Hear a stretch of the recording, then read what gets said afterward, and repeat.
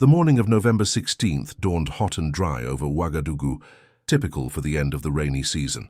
The harmattan winds from the Sahara carried fine dust that settled on everything, giving the city a hazy, golden appearance. In the Gungin neighborhood, 28-year-old Aminata Traoré was preparing to attend a demonstration scheduled for that afternoon at Nation Square. Aminata was a schoolteacher at the Lycée Mixte de Gungin, where she taught mathematics to students in their final years of secondary school.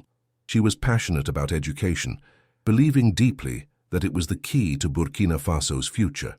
Unlike her brother Ibrahim, who had chosen the military path, Aminata had always been drawn to scholarship and teaching.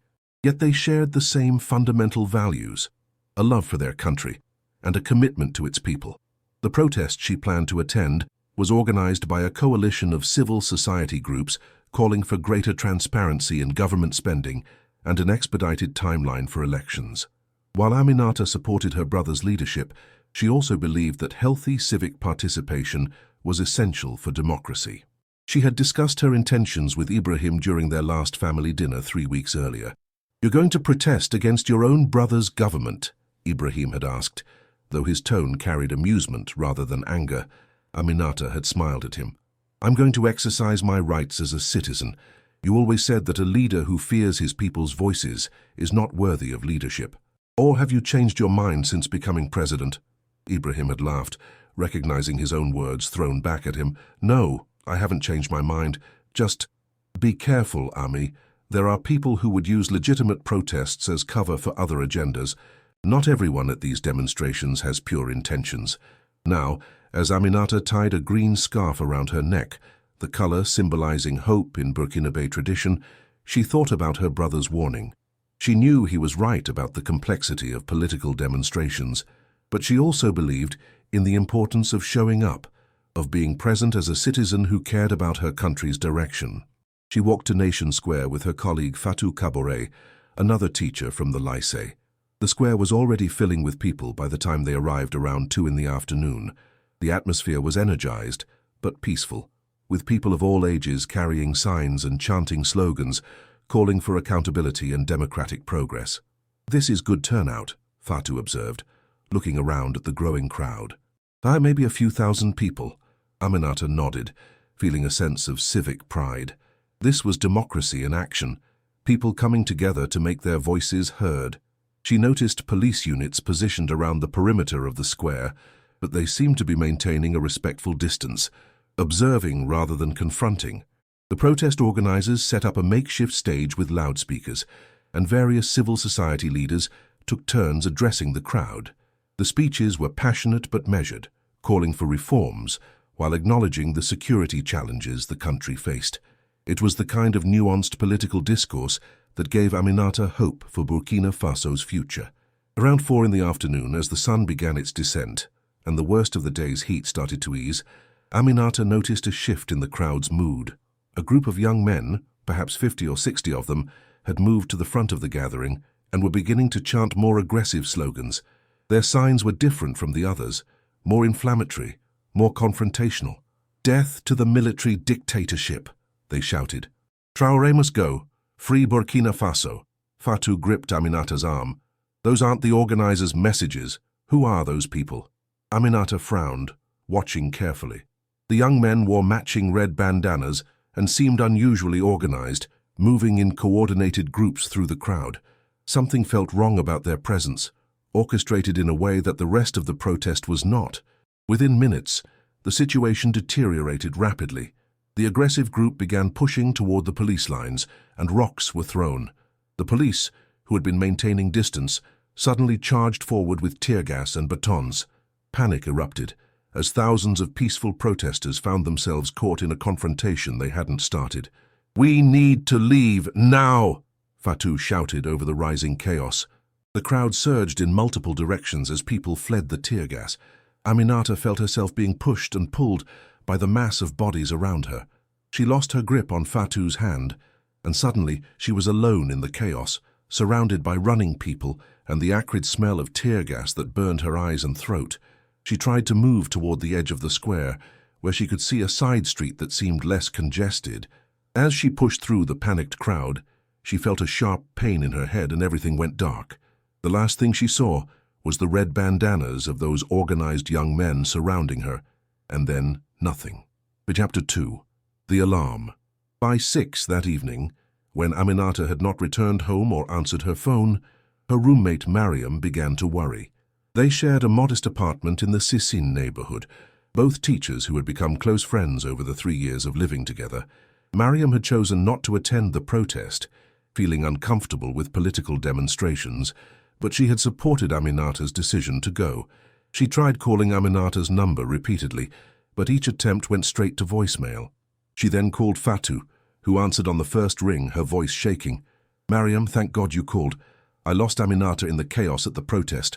One moment we were together. The next, the crowd surged and we were separated. I've been looking for her everywhere. I went back to the square once things calmed down. I checked the nearby streets, but I can't find her."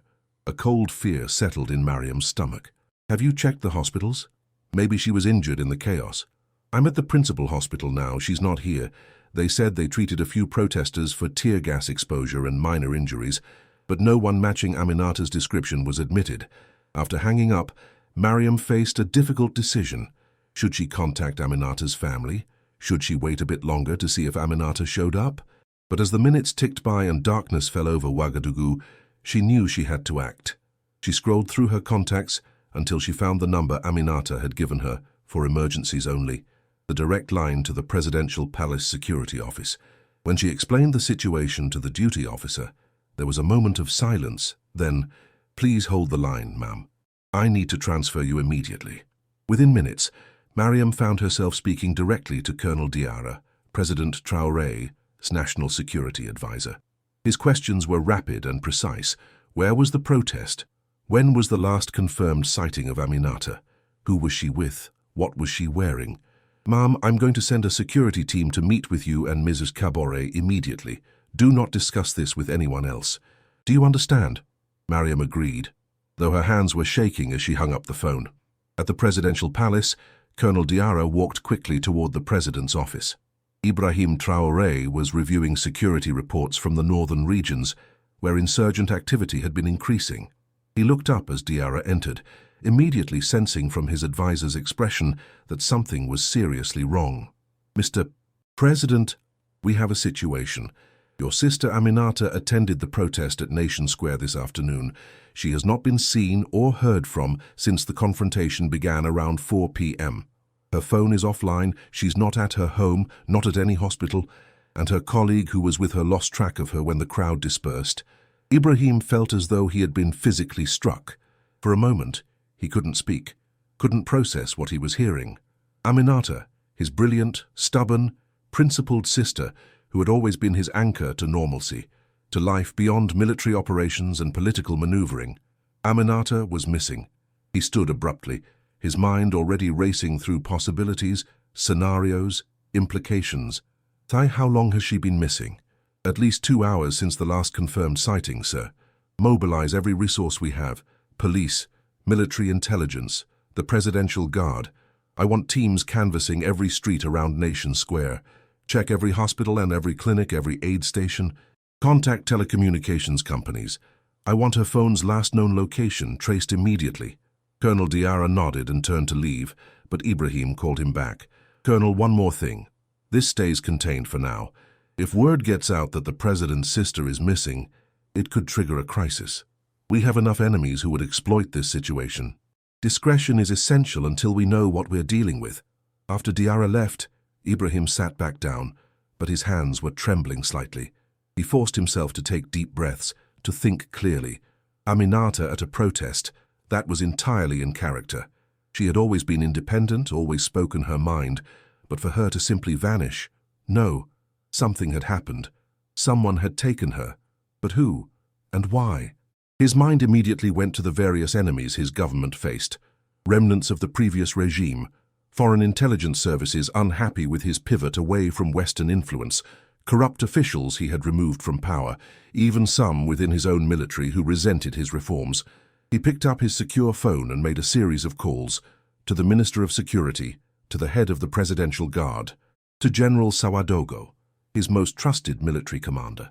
Each conversation was brief and coded, But the message was clear: find her.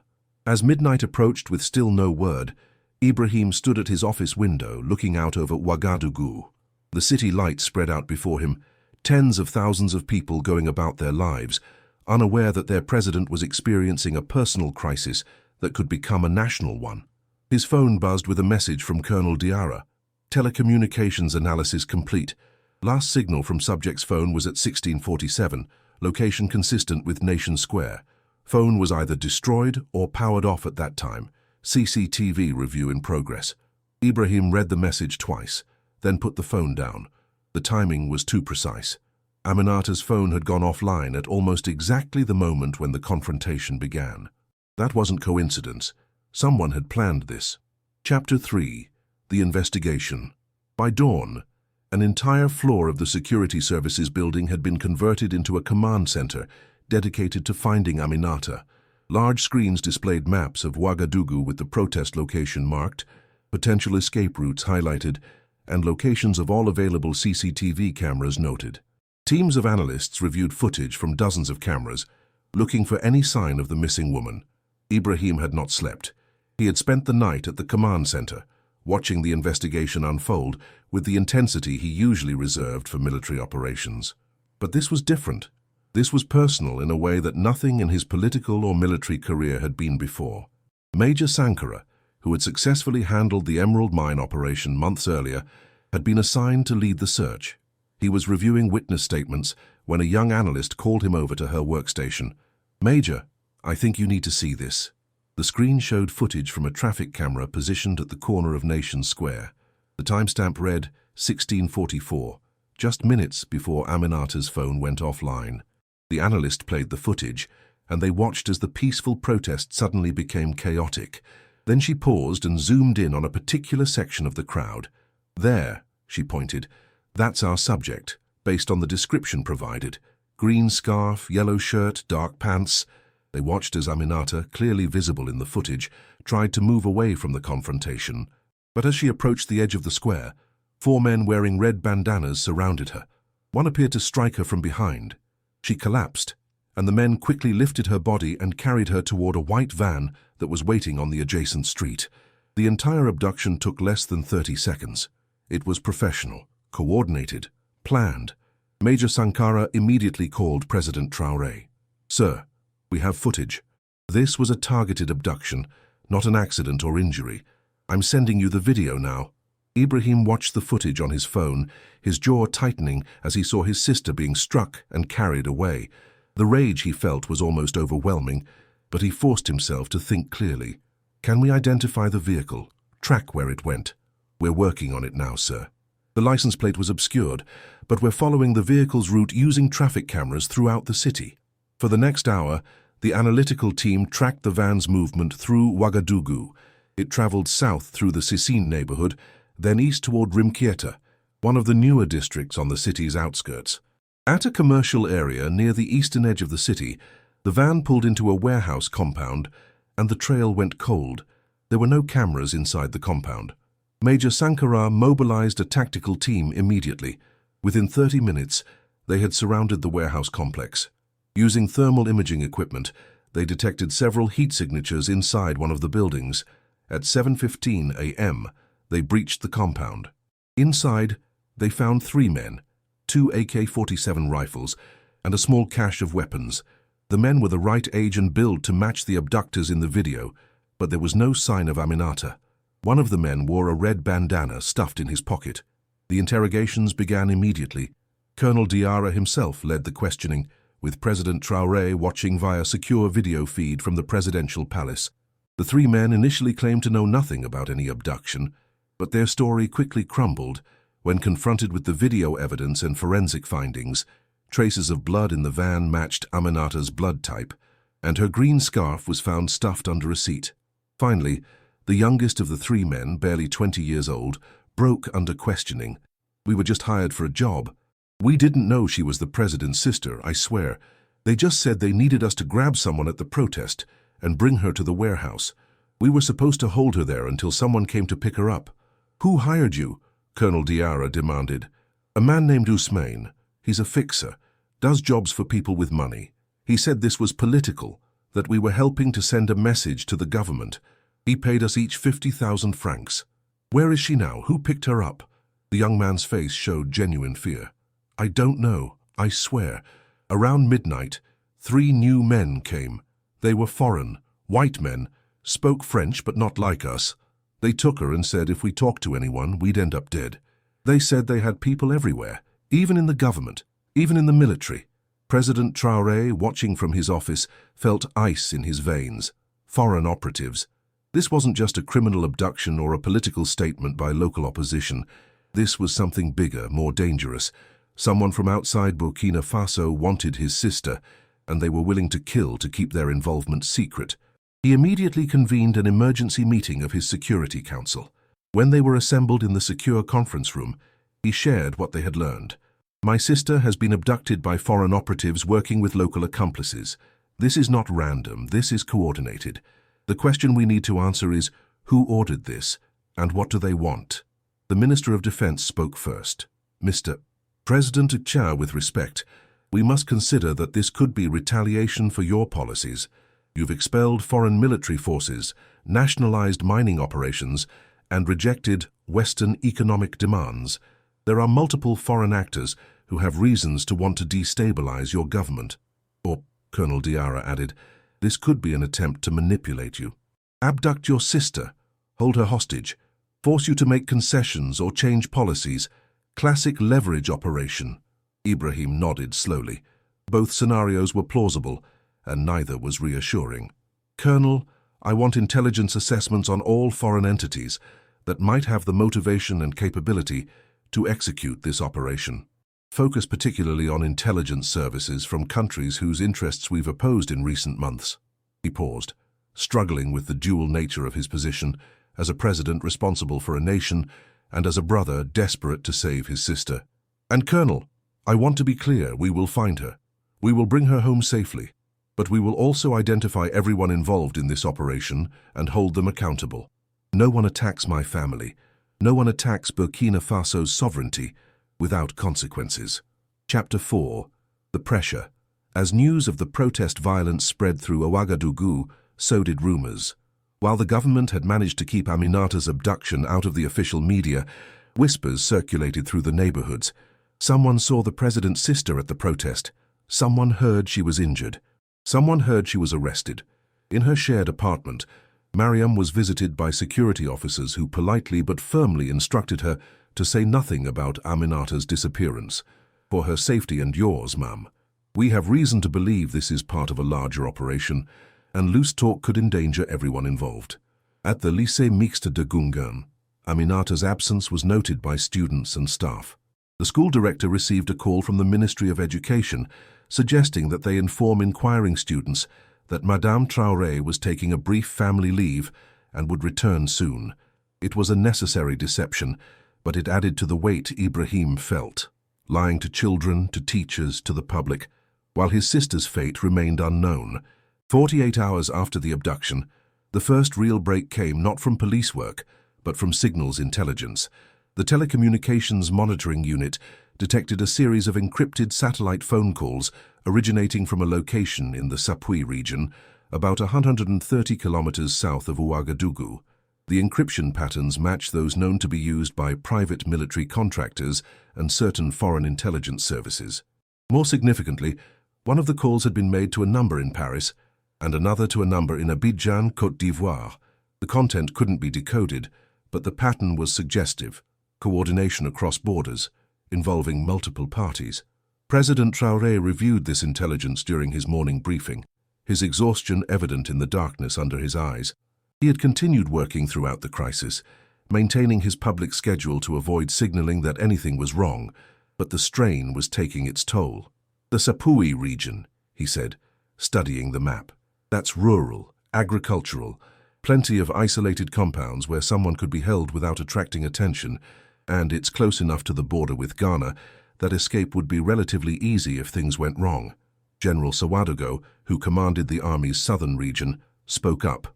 Mr. President, we can have units in position to search that area within hours. Give the word and we'll sweep every compound in the region. Ibrahim was tempted, desperately tempted, to give that order immediately, but Colonel Diarra cautioned restraint. "Sir, if we move in force, we risk alerting whoever is holding her. They might move her again across the border where we can't follow. Or worse, they might eliminate their hostage to destroy evidence. We need more precise intelligence before we act." It was sound tactical advice, and Ibrahim knew it. But accepting it meant more waiting, more uncertainty, more time for his sister to remain in the hands of people who had already shown they were willing to use violence. That afternoon, Ibrahim did something he rarely did. He left the presidential palace without his full security detail and drove to his family's home in the Gungan neighborhood. His mother, Mariam Traoré, was a strong woman who had raised 7 children in modest circumstances. She had always been proud of Ibrahim's accomplishments, but worried about the dangers his position brought. When Ibrahim arrived, she took one look at his face and knew something was gravely wrong. In the privacy of her small living room, with only his most trusted bodyguard standing outside the door, Ibrahim told his mother the truth about Aminata's situation. She listened in silence until he finished, then spoke with the calm authority of someone who had lived through coups and conflicts and personal tragedies. "Aminata is smart and strong. She will survive whatever they're doing to her. Your responsibility, Ibrahim, is not just to save your sister, though of course you must do that, but to protect this country. Don't let them use your love for family to manipulate you into betraying your principles or your people." Her words were what Ibrahim needed to hear, even though they added to his burden. "Mama, what if they demand something? What if they ask me to change policies, to release prisoners, to compromise our sovereignty?" His mother reached out and took his hand, something she hadn't done since he was a child. "Then you will have to make the hardest decision a leader can make, choosing between the good of one person and the good of many. But Ibrahim, I know you. I know the man you are. Whatever choice you make, it will be the right one because it will be made with integrity." Chapter 5. The Message. On the morning of the 4th day, a package was delivered to the presidential palace. It had been dropped off at the main gate by a motorcycle courier, who immediately sped away before security could detain him. The package went through multiple security screenings before finally being brought to President Traoré's office. Inside was a smartphone with a video file loaded and ready to play. There was no note, no explanation, just the phone and the video. With Colonel Diarra and Major Sankara present, Ibrahim pressed play. The video showed Aminata sitting in a chair in what appeared to be a basement or underground room. The walls were concrete, with no windows. She was alive and apparently unharmed, though she looked frightened and exhausted. A voice off-camera, electronically distorted, spoke in French. "Captain Traoré, your sister is safe for now. Whether she remains safe depends entirely on your cooperation. We have no desire to harm her, but we will do whatever is necessary to achieve our objectives." The camera zoomed closer to Aminata's face. She looked directly into the lens, and Ibrahim could see she had been crying, but was trying to maintain composure. "Ibrahim," she said, her voice steady despite obvious fear, "don't let them manipulate you. Don't give them whatever they want. I'm okay, I'm not hurt, but please don't—" Her words were cut off as someone off-camera grabbed her shoulder forcefully. The distorted voice returned. "As you can see, she is unharmed. We are not barbarians, but we do need you to understand something, Captain. Your policies have created problems for very powerful interests.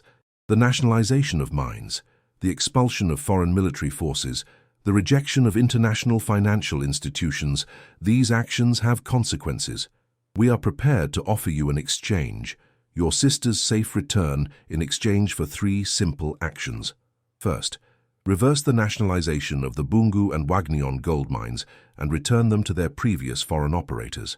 Second, grant permission for a new multinational military training facility to be established in Burkina Faso under joint Western management. Third, sign a new mining exploration agreement giving priority access to certain territories in the Est region." The video continued. "You have 72 hours to publicly announce your intention to implement these changes. If you comply, your sister will be released unharmed at a location we will specify. If you refuse or attempt to find her through military action, she will be executed and her body will never be found. The choice is yours, Captain." The video ended. The room was silent. Ibrahim played it again, watching his sister's face, looking for any clues about her location or condition. She seemed physically unharmed, which was a relief, but the fear in her eyes was like a knife in his heart. Colonel Diarra was the first to speak. "Mr. President, we need to analyze this video carefully. The background, the acoustics, any identifying features, and we need to trace the phone itself." Major Sankara added, "Sir, the demands they're making, these aren't the demands of criminals seeking ransom. This is geopolitics. They're trying to use your sister to reverse policies that affect billions of dollars in foreign interests." Ibrahim knew they were right. This wasn't about money. This was about power, about foreign entities trying to reassert control over Burkina Faso's resources and security architecture. The demands they made would essentially undo much of what his government had accomplished in reclaiming national sovereignty. "Analyze everything," Ibrahim ordered, "but also understand this. I will not surrender our country's independence to save one person, even if that person is my sister. These people have badly miscalculated if they think I can be manipulated this way." He paused, the weight of that statement settling on him. "But we also have 72 hours to find her. That's our timeline. We find her, we rescue her, and we identify everyone involved in this operation. Then we make them regret targeting Burkina Faso." Technical analysis of the video began immediately. Audio experts studied the room acoustics, trying to determine the type of space where the recording was made. Visual analysts examined every pixel of the background, looking for identifying marks. Linguists studied the voice, trying to determine nationality and native language, despite the electronic distortion. By evening, they had some answers. The acoustics suggested a basement or underground facility, likely concrete construction, possibly a bunker or shelter. The distorted voice showed patterns consistent with native French speakers, but with training in intelligence or military communications, the phrasing was too precise, too formal for ordinary criminals. Most significantly, metadata embedded in the video file suggested it had been recorded with professional equipment, the kind used by intelligence services or high-end private security firms. The file had been carefully scrubbed, but traces remained that pointed to European origin of the equipment. "The Sapui region intelligence was correct," Colonel Diarra concluded. "This is a professional operation, almost certainly backed by a foreign intelligence service or a well-funded private entity. The local criminals who grabbed her were just the grab team. The real operators are somewhere else, with significantly more resources." Ibrahim absorbed this information, his mind working through the implications. "If they're professionals, they'll expect us to try to find her. They'll have planned for that. But they're also arrogant. They think I'll fold under pressure, that family loyalty will override national interest. That's their mistake." He turned to his assembled advisors. "I want every intelligence asset we have focused on this. Contact our allies in Mali and Niger. See if their services have any information. Reach out discreetly to intelligence contacts in other countries. Someone somewhere knows something about who is behind this. And continue the search in Sapui, but carefully, covertly. No large military movements that would alert them." As the meeting broke up and the various officers departed to execute their assignments, Ibrahim remained in his office. He looked at the frozen image of Aminata on his computer screen. She had been trying to tell him something when she said, "Don't give them what they want." That was her, always thinking of principles, of the bigger picture, even when facing personal danger. He would not disappoint her. He would find her, but he would not betray everything they both believed in to do it. Chapter 6. The investigation deepens. With less than 60 hours remaining before the abductor's deadline, the investigation intensified. Teams worked around the clock, following every lead, analyzing every piece of intelligence. The command center hummed with activity as analysts, field agents, and military personnel coordinated their efforts. A breakthrough came from an unexpected source. One of the men arrested at the warehouse, the young one who had first broken under questioning, remembered something else. "That man Ousmane, the fixer who hired us, after the foreign men took the woman, he was scared. He kept saying he didn't sign up for this, that it was supposed to be simple. He mentioned a name, said these people were too dangerous, that they'd worked in Libya and Mali, that they were professionals." "What was the name?" the interrogator pressed. "Group something, French words I didn't understand. Group, Argent. No, something like that." This information was immediately flagged and sent to intelligence analysts. Within an hour, they had a potential match. Group Argentum, a French private military contractor with operations throughout Africa. The company had been involved in several controversial operations, officially providing security services, but rumored to have connections to French intelligence services and multinational mining corporations. More significantly, Groupe Argentum had been operating in Burkina Faso until 18 months earlier, when President Traoré's government had revoked their license and expelled them from the country as part of the broader push to remove foreign military presence. "This is starting to make sense," Colonel Diarra said during the next briefing. "Groupe Argentum loses lucrative contracts in Burkina Faso. Mining companies lose access to nationalized operations. They have both motive and capability, and they're exactly the kind of entity that would have the connections and resources to execute this operation." President Traoré studied the intelligence file on Groupe Argentum. The company's founder and CEO was a former French Foreign Legion colonel named Michel Arnaud, with extensive connections in both French business and intelligence circles. The company's board included representatives from several mining corporations that had lost access to Burkinabe resources. "Do we have any intelligence on their current operations in the region?" Ibrahim asked. "Actually, yes, sir. Our friends in Niger's intelligence service report that Groupe Argentum has been operating a training facility in northern Côte d'Ivoire, near the border with Burkina Faso. It's officially a security training center for Ivorian personnel, but Niger's sources suggest it's being used for other purposes as well." Ibrahim felt pieces clicking into place, the phone calls to Paris and Abidjan, the professional nature of the operation, the demands that specifically benefited French and multinational interests. The timeline all fit. "Northern Côte d'Ivoire," he said quietly. "Not Sapui at all. They wanted us looking in the wrong direction."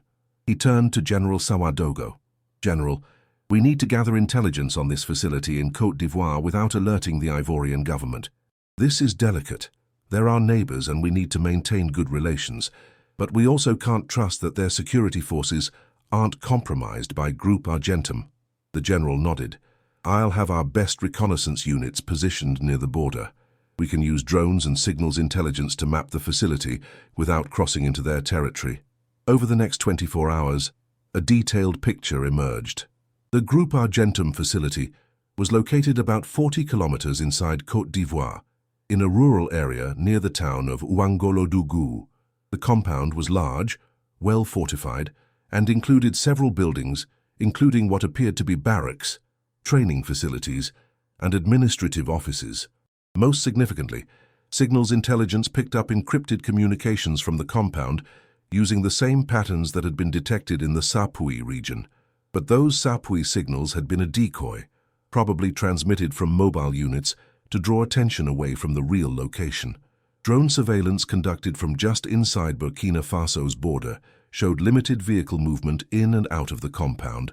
Security was tight, with guards and perimeter defenses visible. But thermal imaging detected a significant heat signature in what appeared to be an underground section of the facility, likely the basement or bunker where Aminata was being held. President Traoré reviewed all this intelligence in his situation room, surrounded by his most trusted advisors. They now knew where his sister likely was, but acting on that information presented enormous complications. "Sir," Colonel Diarra said carefully, "mounting a rescue operation in Côte d'Ivoire would be an act of war. It would destroy our relationship with their government and potentially destabilize the entire region. We need to approach this through diplomatic channels." Ibrahim shook his head. "Diplomatic channels take time we don't have, and there's no guarantee the Ivorian government would cooperate or even believe us. Groupe Argentum likely has paid officials at multiple levels to ensure they have freedom of operation." "Then what do you propose, sir?" General Sawadogo asked. Ibrahim was silent for a long moment, weighing options, calculating risks. Finally he spoke, his voice steady and firm. "We go in and get her. Small team. Surgical operation in and out before anyone realizes we've crossed the border. It's risky, but it's the only option that gives us control over the outcome and timing." If you're enjoying this story, please consider subscribing to the channel so we can continue bringing you more content like this. Chapter 7. Planning the operation. Planning a covert military operation across an international border in less than 30 hours was extraordinarily challenging, but it wasn't impossible. General Ouagadougou assembled a team of his best special operations soldiers, men who had experience with counter-terrorism operations in the north, who understood working in hostile territory with minimal support. Major Sankara would lead the ground team. Despite having no special forces training, his proven competence during the Emerald Mine operation and his personal commitment to finding Aminata made him the logical choice. He would be supported by Captain Zongo and 12 elite soldiers from the Presidential Guard's Special Operations Unit. The plan was straightforward in concept but complex in execution. A small team would cross the border under cover of darkness, approach the Group Argentum facility, locate and extract Aminata, then return to Burkina Faso before dawn. Total mission time, 4 hours maximum. They would travel in civilian vehicles to avoid detection, using forged Ivorian identification documents. Once near the facility, they would proceed on foot, using night vision equipment and suppressed weapons. The extraction itself would be quick and violent if necessary, overwhelming the guards with speed and surprise, locating Aminata and getting out. "Taris, what about the Ivorian military?" one of the team members asked during the briefing. "If they detect us, we could have a serious firefight on our hands." "The nearest Ivorian military post is 30 kilometers from the target," General Ouagadougou explained, pointing to the map. "If things go according to plan, you'll be across the border before they can mobilize. If things don't go according to plan," he paused, "then you follow the exfiltration protocol and get back to Burkina Faso by whatever means necessary." President Traoré attended the final operational briefing. He looked at each of the 15 men who would be risking their lives to save his sister. "Gentlemen, I want to be clear about something. This operation is voluntary. If any of you have doubts or concerns about what we're asking you to do, you can withdraw with no consequences. This is technically an illegal border crossing, an unauthorized military operation, and potentially an act that could cause a diplomatic crisis." None of the men moved. Major Sankara spoke for all of them. "Mr. President, with respect, your sister was taken by foreign criminals operating with impunity. They're holding her to try to manipulate our country's policies. This isn't just about rescuing one person. It's about defending our sovereignty. We're going to bring her home." The operation was scheduled for the following night, roughly 6 hours before the abductors' 72-hour deadline would expire. This gave them a small buffer. If the operation failed, there might still be time to negotiate or try another approach. Ibrahim pulled Major Sankara aside after the briefing. "Major, I need you to promise me something. If you have to choose between completing this mission and ensuring your team's safety, choose your team. Aminata would never forgive me if good men died trying to save her, and neither would I forgive myself." Sankara met his eyes steadily. "Sir, we're going to get her out. Trust us to do our job." That night, as the rescue team made final preparations, President Traoré composed 2 letters. The first was to his mother, explaining his decisions and asking for her forgiveness if things went wrong. The second was to the nation, to be released only if the operation failed, and he needed to explain why he had authorized military action across the border. He sealed both letters and gave them to Colonel Diarra with strict instructions. "If you don't hear from me within 6 hours after the team crosses the border, open these and act accordingly." Meanwhile, at a secure military facility near the border town of Banfora, the rescue team conducted final equipment checks. Each man carried suppressed weapons, night vision equipment, medical supplies, and emergency extraction gear. They reviewed the facility layout one more time, memorizing every building, every guard position, every possible escape route.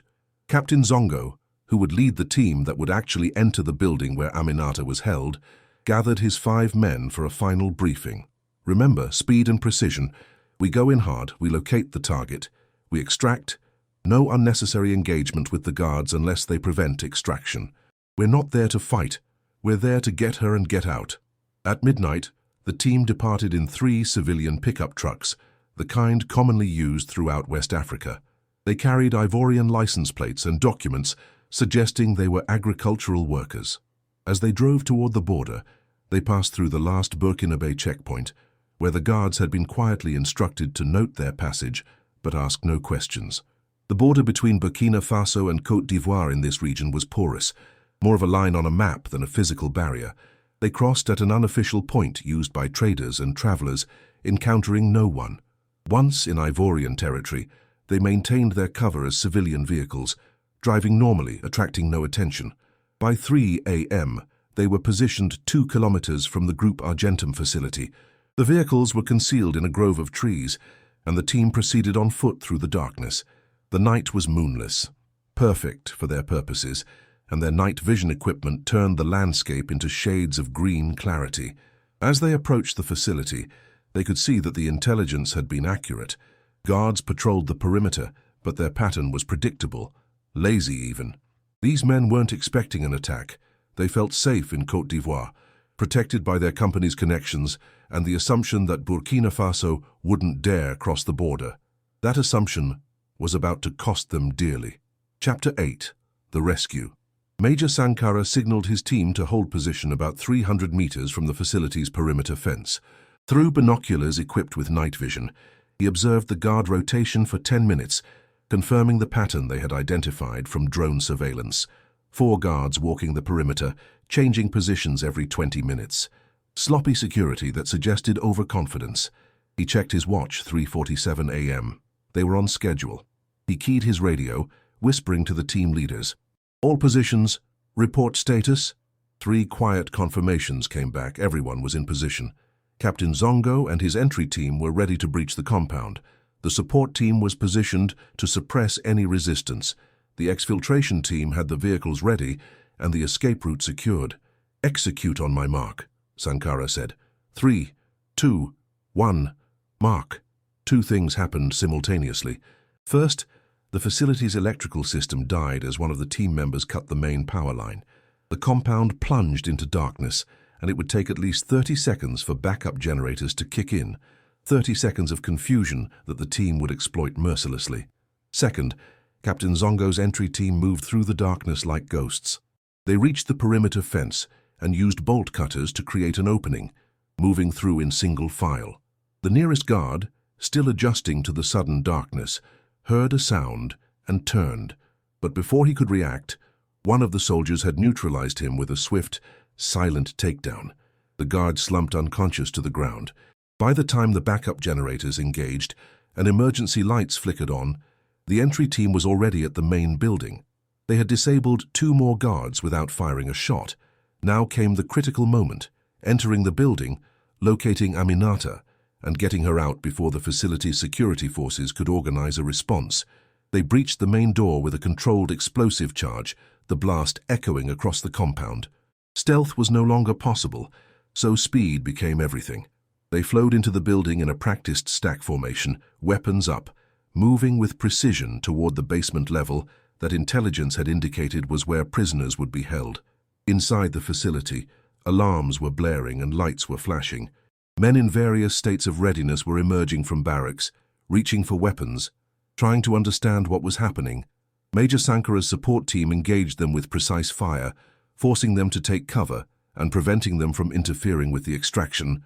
Captain Zongo led his team down a concrete staircase into the underground level. The hallway was narrow, with several doors on each side. They moved quickly but carefully, checking each room: office, storage, empty cell.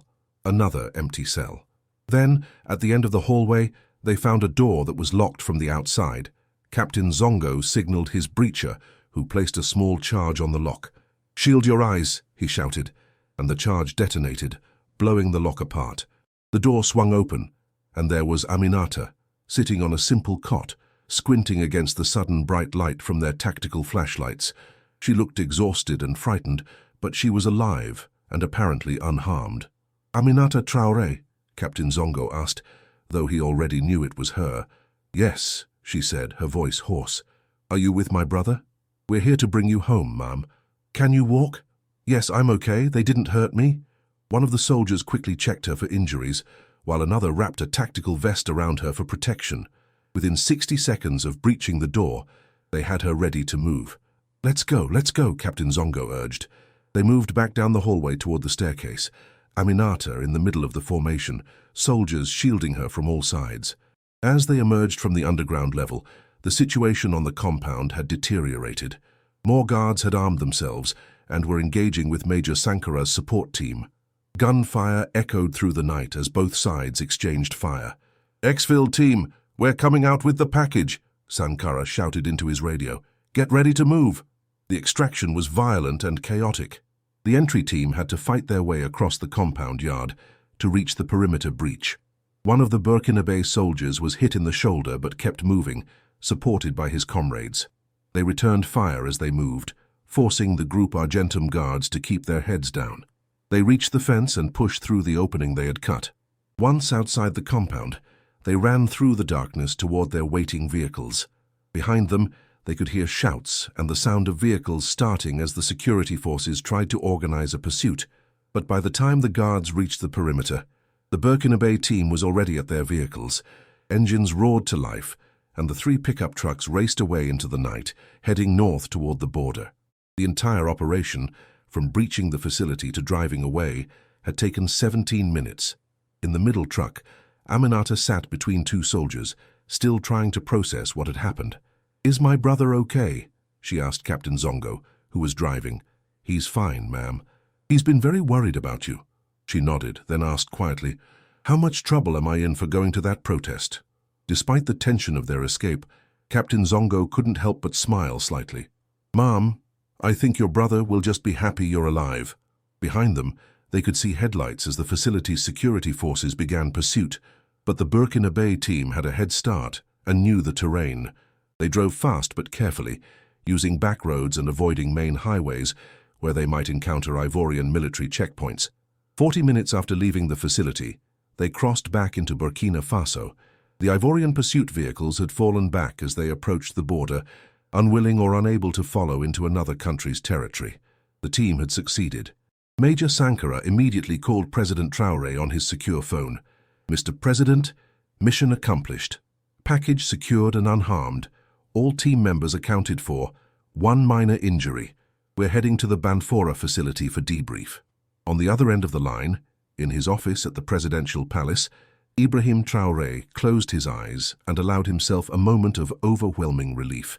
"Thank you, Major. Thank you all. Bring her home." Chapter 9. The Aftermath. By dawn, Aminata was reunited with her family at the presidential palace. The reunion between brother and sister was emotional and private, with only their mother present. Ibrahim held Aminata tightly, not speaking for a long moment, just grateful she was alive and safe.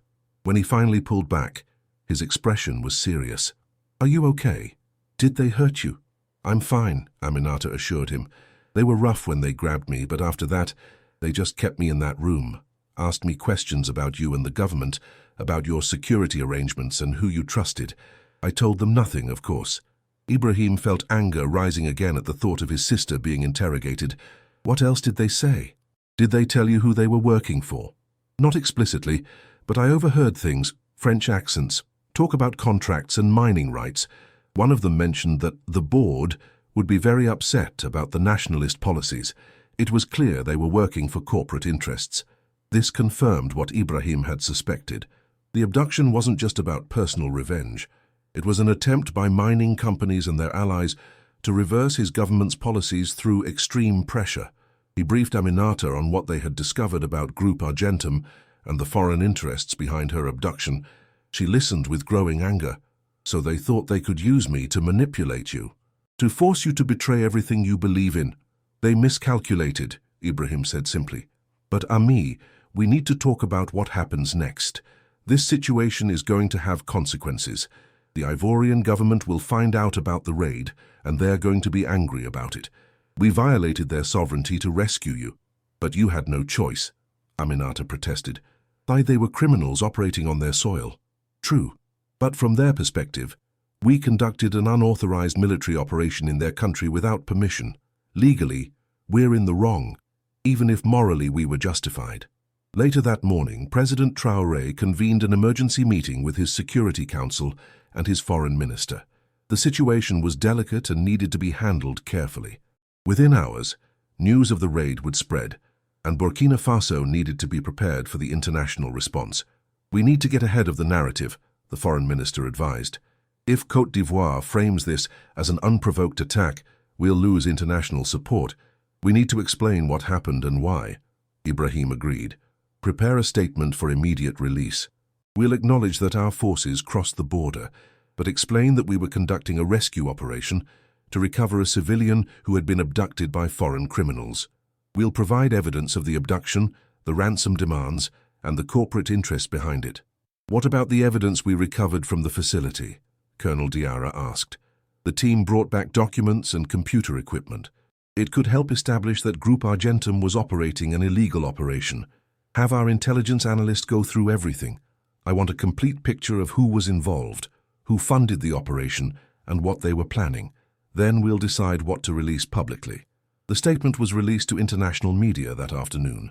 It was carefully worded, acknowledging the border crossing while emphasizing the extraordinary circumstances, a targeted abduction of a civilian to manipulate government policy, foreign corporate interests attempting to interfere in Burkina Faso's sovereignty, and the failure of diplomatic channels to resolve the situation in the limited time available.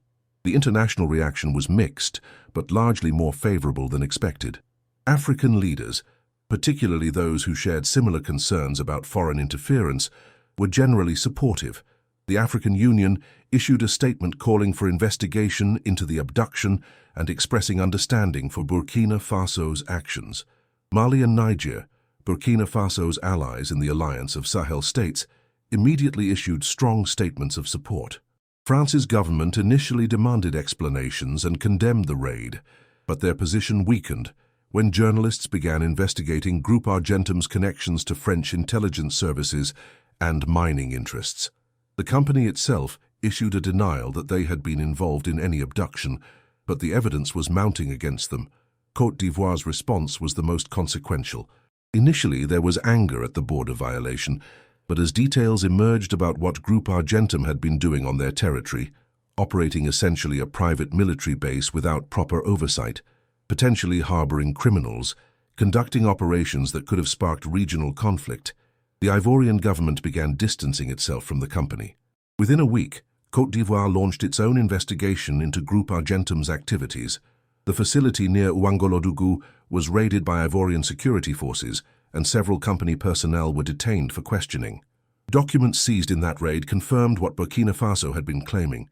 The abduction had been planned and executed by Group Argentum operatives on behalf of mining company clients who wanted to pressure President Traoré into reversing his policies.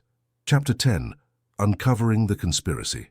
As intelligence analysts worked through the materials recovered from the Group Argentum facility, a disturbing picture emerged. The abduction of Aminata wasn't an isolated incident. It was part of a broader campaign to destabilize President Traoré's government through multiple means. Documents showed that Group Argentum had been hired by a consortium of 3 mining companies, one French, one Canadian, and one South African, that had lost access to mining operations in Burkina Faso due to nationalization policies. The consortium had paid Group Argentum €2.5 million for a package of services, including intelligence gathering, political analysis, and direct action operations, to create pressure for policy change. The abduction of Aminata had been categorized as a direct action operation, meant to force President Traoré to make concessions. But the documents also revealed other planned operations, media campaigns to discredit the government, funding of opposition groups, and even preliminary planning for supporting a potential coup if other methods failed. Email exchanges recovered from a laptop showed the calculating nature of the conspiracy. One message from a mining company executive to the Group Argentum CEO read, "The sister presents a unique leverage opportunity. Traoré has shown himself resistant to economic pressure and diplomatic isolation, but everyone has emotional vulnerabilities. Use this angle and get us the policy reversals we need. The board is prepared to authorize additional funds if necessary." Another exchange discussed the broader strategy. The key is to make the current government untenable. Create enough pressure, economic, political, personal, that either Traoré reverses course or he's replaced by someone more accommodating to business interests. We have too much invested in West Africa to accept these nationalist policies spreading. President Traoré read these documents late one night, his anger growing with each page. This wasn't just about Burkina Faso. It was about maintaining a system where foreign corporations could extract African resources with minimal accountability or benefit to local populations. His government's success in asserting sovereignty had made him a target because other African leaders might be inspired to follow his example. He called an expanded meeting of his Cabinet and Security Council to share the findings. What we're seeing here is not an isolated criminal enterprise. This is systematic interference in our country's governance by foreign corporate interests backed by their home governments. They're not just trying to reverse our policies. They're trying to demonstrate that any African leader who challenges their interests will face consequences. The Minister of Justice spoke up. Mr. President, we have evidence of serious crimes. Abduction, conspiracy, attempted extortion, possibly even planning for armed insurrection. We should be pursuing prosecutions and seeking international arrest warrants. I agree, Ibrahim said, but we need to be strategic. The people who ultimately ordered this operation are sitting in boardrooms in Paris, Toronto, and Johannesburg. They're protected by layers of legal and political insulation.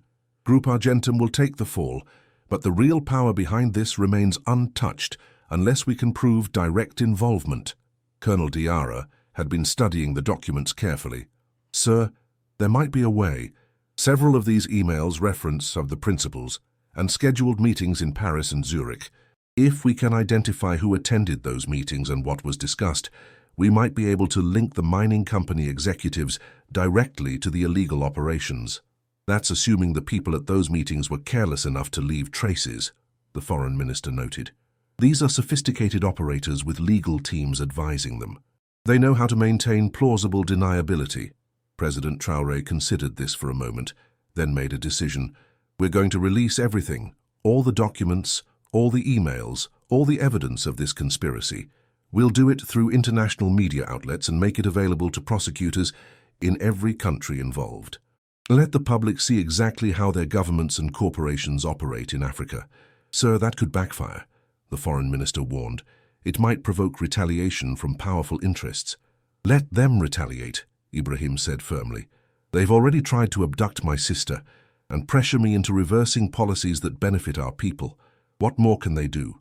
Besides, transparency is our best defense. Once this is public, it becomes much harder for them to operate in the shadows. The document release was coordinated with several major international news organizations known for investigative journalism. Within 48 hours, headlines around the world were reporting on the conspiracy.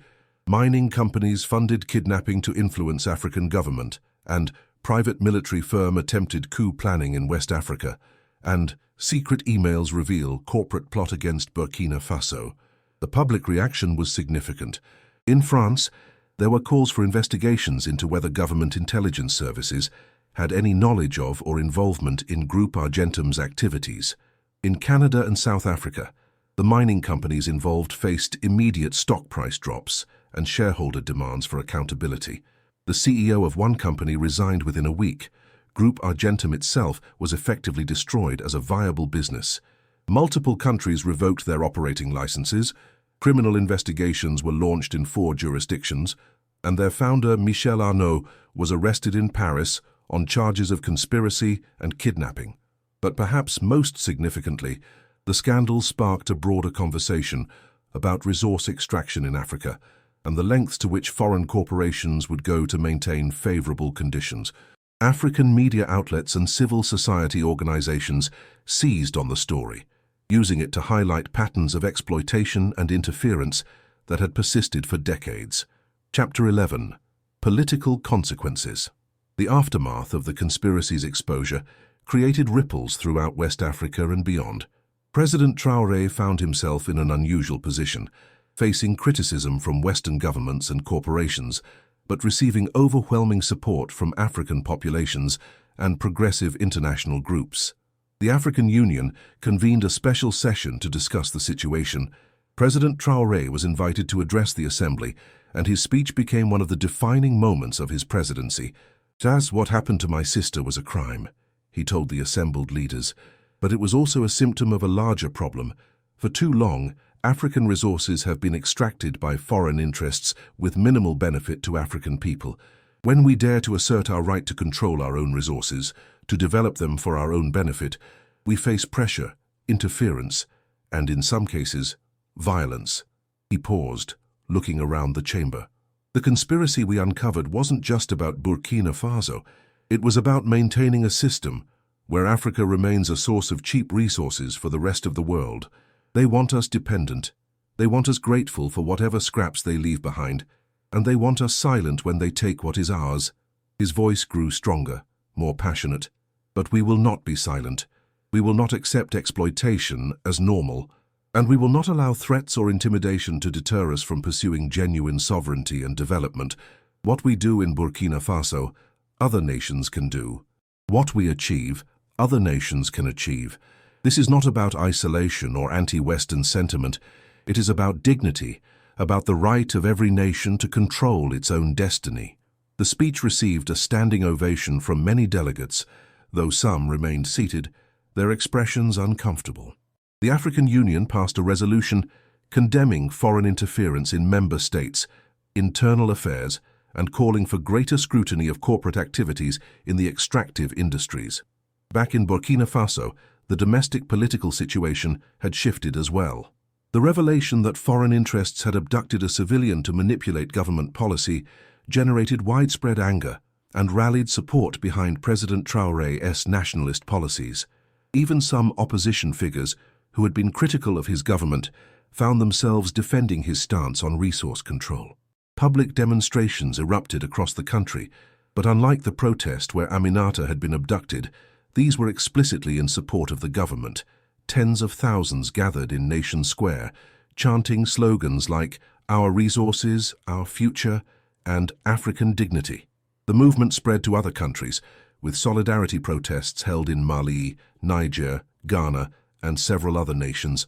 Aminata, who had largely stayed out of the public eye since her rescue, decided to speak publicly about her experience.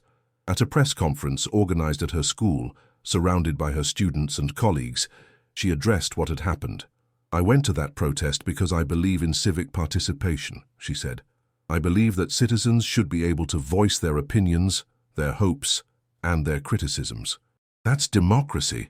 What I didn't know was that there were people at that protest who weren't there to participate in democracy. They were there to destroy it," she continued, her voice steady but emotional. "The men who took me weren't activists or opponents of the government. They were criminals hired by foreign corporations that see African countries as sources of profit, nothing more. They thought they could use me to manipulate my brother, to force him to betray the principles he believes in and the policies that benefit our people. But they failed. They failed because my brother chose principle over personal interest. They failed because our military and security forces acted with courage and skill. And they failed because ultimately, Burkina Faso is stronger than their schemes and their money." The press conference was widely covered, and Aminata became, somewhat reluctantly, a symbol of resistance against foreign interference. Students at universities across Africa organized events in her honor. Social media campaigns used her story to highlight issues of sovereignty and resource control. For President Traoré, watching his sister thrust into this unwanted spotlight was both proud and uncomfortable. He had always tried to keep his family out of politics, understanding the dangers that visibility could bring, but Aminata had chosen to speak out, and her voice was resonating in ways he hadn't anticipated. In a private conversation, he expressed his concerns. "Ami, you don't have to do this. You can go back to your quiet life teaching mathematics." She shook her head. "No, Ibrahim, what happened to me happened because of who you are and what you're trying to do. I can either hide from that, or I can use it. I'm a teacher. Using my experience to educate people about these issues is what I should be doing. Just promise me you'll be careful," Ibrahim said. "We've made powerful enemies. We've also inspired powerful friends," Aminata replied. "Look at what's happening across Africa. People are paying attention. Young people especially are asking why things have to be the way they've always been. That's valuable, Ibrahim. That's worth the risk." Chapter 12. Lasting Change. 6 months after Aminata's rescue, the full impact of the conspiracy's exposure was becoming clear. Group Argentum had been dissolved, its assets seized by various governments. Several mining company executives faced criminal charges, though the legal processes were slow and complicated by international jurisdictions. More significantly, the scandal had sparked substantive policy changes across West Africa. The African Union established a new monitoring body to investigate corporate activities in the extractive industries. with powers to recommend sanctions against companies found to be engaging in corrupt practices or undermining national sovereignty. Several countries, inspired by Burkina Faso's example, began reviewing their mining contracts and implementing reforms to ensure greater national benefit from resource extraction. Mali and Niger, Burkina Faso's partners in the Alliance of Sahel States, coordinated their mining policies to present a unified front to international corporations. At the presidential palace in Ouagadougou, President Traoré reflected on the journey during an interview with an international journalist. "What happened with my sister's abduction was traumatic for my family and dangerous for our country, but it also exposed something important: the extent to which foreign interests will go to maintain their control over African resources." "Do you think you've won this fight?" the journalist asked. Ibrahim considered the question carefully. "We've won a battle. The specific conspiracy against my government was exposed and defeated, but the broader fight for genuine African sovereignty and equitable development continues. There are still powerful interests that benefit from the current system, and they're not going to give up easily. Your critics say that your policies are isolating Burkina Faso and driving away legitimate investment." "There's a difference between legitimate investment and exploitation," Ibrahim responded. "We welcome partnerships with companies and countries that respect our sovereignty, pay fair taxes, employ our citizens, and contribute to our development. What we don't accept is the old colonial model where resources flow out of Africa while Africans remain poor. That system is ending, no matter how much some people resist the change." For Aminata, life had changed in ways she never anticipated. She continued teaching, but she had also become involved in civil society work, particularly focusing on education about corporate accountability and resource governance. She traveled to universities across Africa, sharing her story and helping to organize a new generation of activists and advocates. At one university event in Accra, East Ghana, a student asked her, "Weren't you afraid during your captivity?"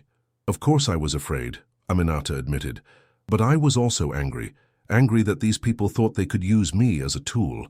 Angry that they saw African countries as places to be manipulated for profit. That anger helped me stay strong, and it motivates me now to work for change."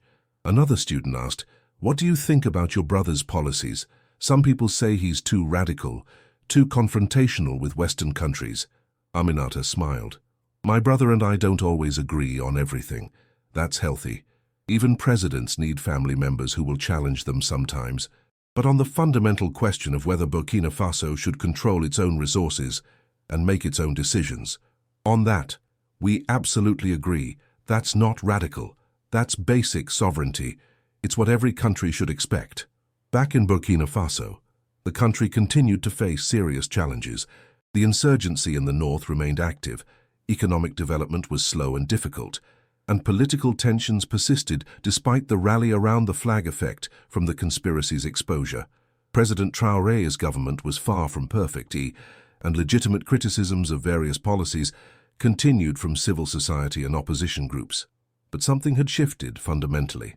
The conspiracy and its exposure had demonstrated both the dangers of challenging entrenched interests and the possibility of successfully doing so. More importantly, it had shown that with courage, careful planning, and popular support, African leaders could defend their country's sovereignty against powerful opposition. Major Sankara, who had led the rescue operation, was promoted to lieutenant colonel and given a senior position in military intelligence.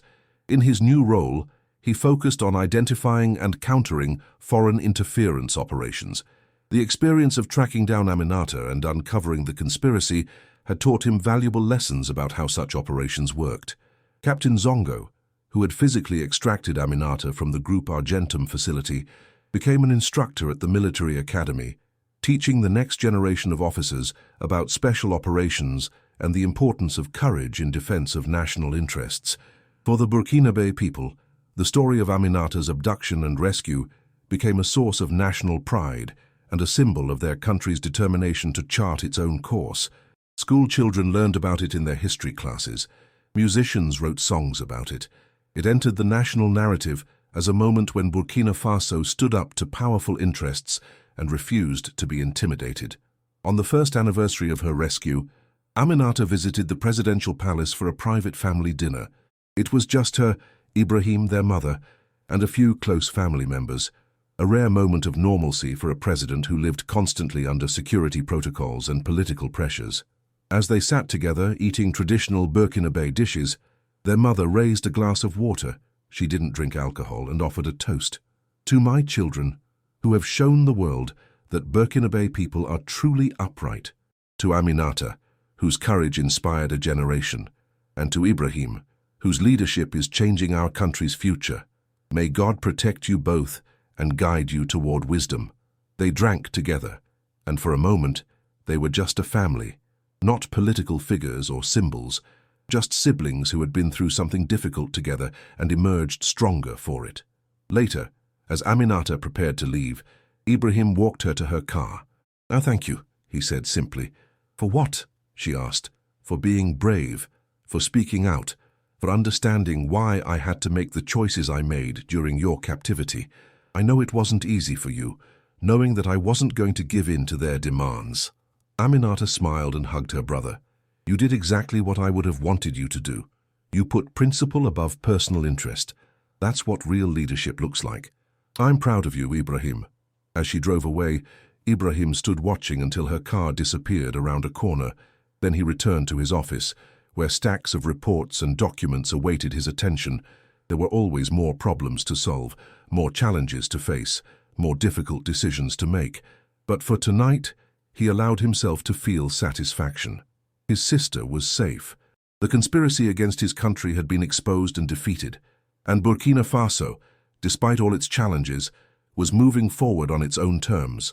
The fight for genuine African sovereignty and development would continue for years, perhaps generations. But moments like this proved it was possible to win significant battles along the way. The foreign-funded plot to destabilize his government had not only failed, it had backfired, strengthening support for the very policies it was meant to destroy. As Ibrahim looked out his office window at the lights of Ouagadougou, he thought about the future, about the schools that would be built with mining revenues kept in the country, about the young people like his students, who were being inspired to believe in African agency and dignity, about the slow, difficult work of building institutions and infrastructure that could sustain genuine development. It wouldn't be easy. There would be more challenges, more opposition, more moments of crisis, but after everything they had been through, the abduction, the rescue, the exposure of the conspiracy, Ibrahim was more convinced than ever that the path he had chosen was the right one. Burkina Faso would continue its journey toward genuine sovereignty and development.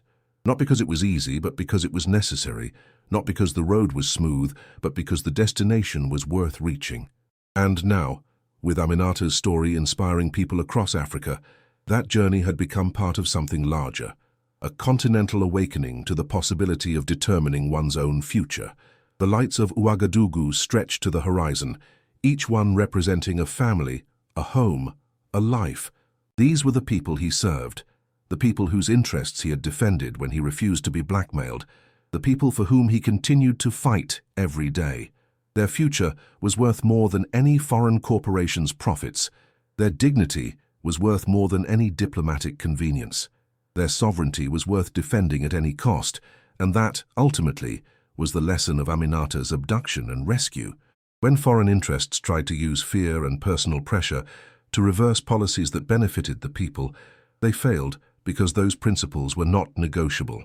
Sovereignty, dignity, and the right to control one's own resources and destiny, these were not luxuries that could be traded away for personal relief. They were fundamental rights that had to be defended, no matter the cost. Burkina Faso had defended those rights, and in doing so had shown that it was possible. That was a lesson that would echo across Africa for years to come. The end.